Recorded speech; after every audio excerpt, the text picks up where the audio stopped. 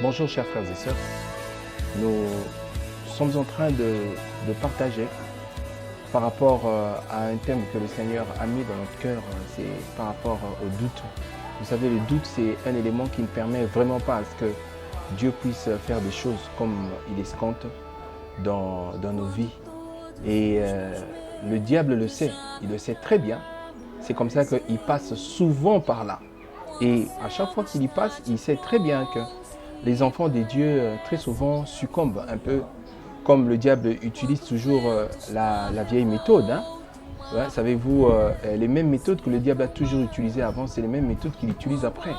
Quand vous étiez dans le monde et que vous ne marchez pas selon certains péchés, et ce n'est pas dans le Seigneur que le diable va vous envoyer ses péchés. Parce qu'il sait très bien que même dans le monde, ça ne marche pas. Il va utiliser le jeu des démons qui marchait toujours avec vous dans le monde, et ce sont ces démons-là qui seront toujours aux aguets pour pouvoir vous avoir et vous rebrousser chemin et faire en sorte que vous puissiez rentrer sur les rudiments que vous aviez certainement abandonnés.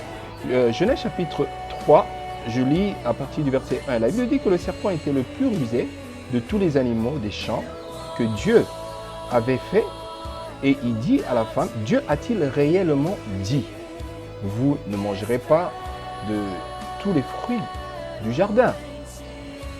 La femme répondit au serpent, nous mangeons du fruit des arbres du jardin, mais quant au fruit de l'arbre du milieu du jardin, Dieu a dit, vous n'en mangerez point, et si vous y touchez, vous allez mourir. Alors le serpent dit à la femme, vous ne mourrez point, mais Dieu sait que le jour où vous mangerez, vos yeux s'ouvriront et vous serez comme des dieux, connaissant le bien et le mal. La femme vit que l'arbre était bon à manger et agréable à la vue, et qu'il était précieux pour ouvrir l'intelligence. Elle prit de son fruit et en mangea, et en donna aussi à son mari qui était aussi auprès d'elle, et il en mangea. Le diable savait très bien, comme j'étais en train de dire, que c'était une interdiction des dieux de ne pas manger du fruit de l'arbre qui était au milieu du jardin, et que l'homme devrait observer à cela.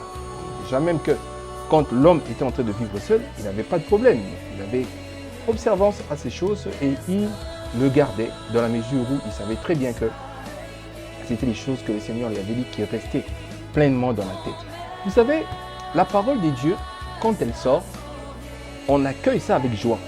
Mais le problème, c'est le métamorphose ou la mutation en fait que cette parole va subir dans le temps.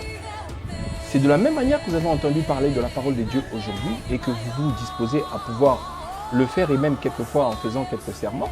Mais le temps, c'est lui qui va nous donner raison. Jésus est venu sur la terre, il a prêché, il a dit des choses.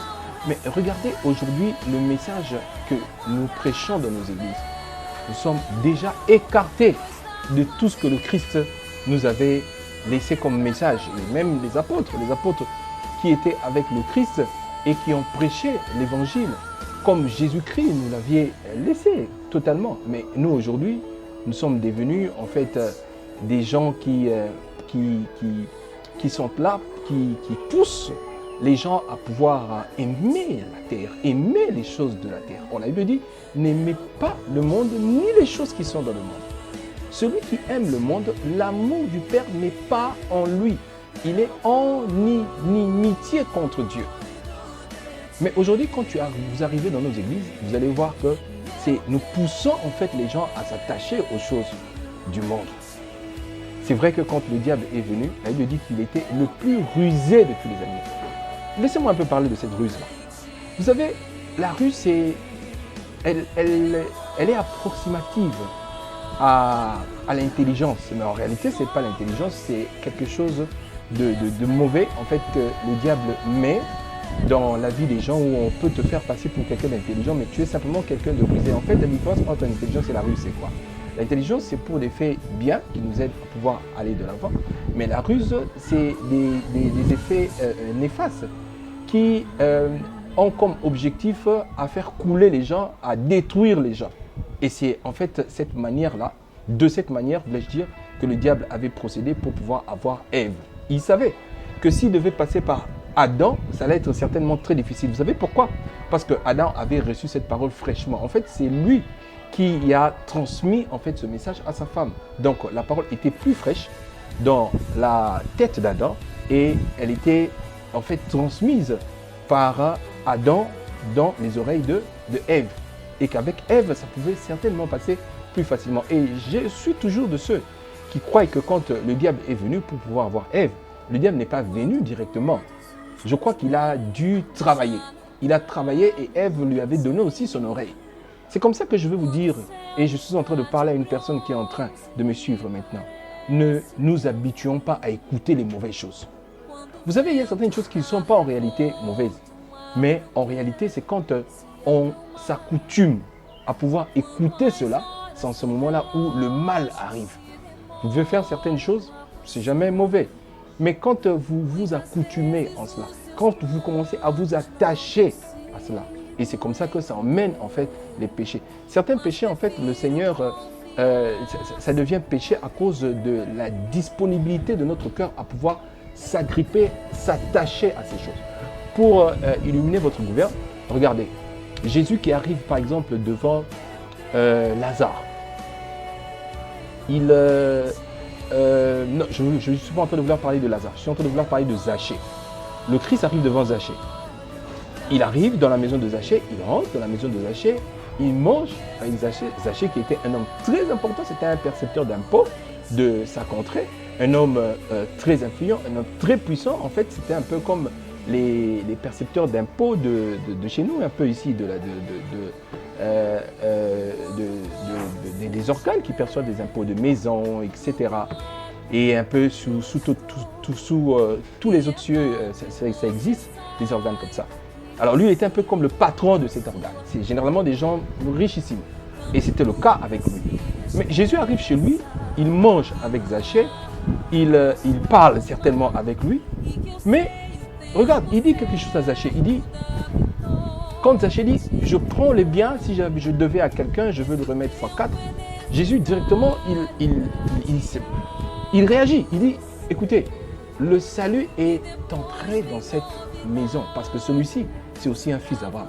Zachée, un homme riche, le Christ, c'est qui l'encourage à la vie en fait de la richesse. Mais regardez un peu le controverse. Le Christ, c'est qui est en face du jeune homme riche.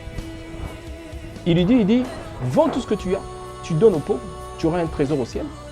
Et puis après, tu me suivras. Mais Jésus n'a pas dit les mêmes choses à tous ceux qui étaient avec lui.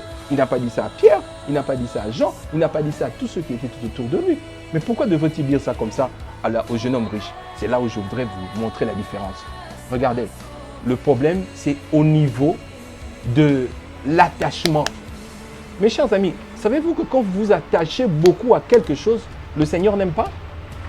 Cette chose devient comme votre Dieu, cette chose devient comme la chose la plus importante que vous adulez, que vous aimez. Vous savez, regarder le foot, ce n'est jamais mauvais, mais ça peut devenir mauvais quand vous commencez à transcender les heures de Dieu pour pouvoir regarder le foot. Recevoir les amis, c'est jamais mauvais, mais ça peut devenir mauvais quand vous commencez à boycotter les heures de culte pour recevoir les amis. Et c'est en ce moment-là, ça devient un problème. C'est comme ça que je suis en train de vouloir dire aussi, les choses de la terre, elles ne sont pas mauvaises, mais quand vous commencez à vous attacher à ces choses, en fait, le problème avec Dieu, ce n'était vraiment pas d'interdire à Adam ou à Ève de manger le fruit. Le problème, c'était de les voir s'ils pouvaient observer dans un esprit de discipline ce que le Seigneur avait dit. Dieu veut que ses enfants s'attachent à lui. C'est ça son problème. Il veut qu'ils s'attachent à lui. Et il ne veut pas que ses enfants puissent s'attacher à la terre. Il ne veut pas que ses enfants puissent s'attacher aux choses de la terre. Il ne veut pas que nous puissions emmener son Église vers les choses de la terre, mes chers frères et sœurs. Aujourd'hui, dans nos églises, nous avons ça comme thème. Venez, 3 jours de miracles et de mariage. Venez ici, vous allez voir comment est-ce que vous allez obtenir ce que vous voulez. 43 jours de posséder, je ne sais pas moi quoi. Mais regardez, nous tous cap vers la terre. Et ça, c'est mauvais, mes chers frères et sœurs.